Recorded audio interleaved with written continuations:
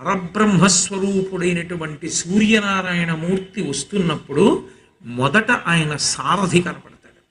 ఆయన సారథికి అరుణుడు అని పేరు.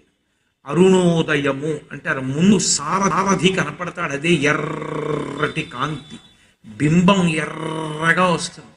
మొట్టమొదట ఆ సారథి దర్శనం చెయ్యాలి. ఓ అరుణోదయం అయిపోతోంది, వచ్చేస్తున్నాడు మా తండ్రి, అదిగో ఎర్రగా ముందు రథసారథి వస్తున్నాడు అని దర్శనం చేస్తే వెనక బంగారు కాంతులతో కొద్ది క్షణాల్లో మారిపోతుంది. ఆదిత్య హృదయం చదివినంతసేపు పడుతుంది, పట్టి బంగారు కాంతుల్లోకి వస్తాడు. అప్పుడు పరమేశ్వరుడు జ్యోతి రూపుడై వస్తున్నాడు అని గుర్తు.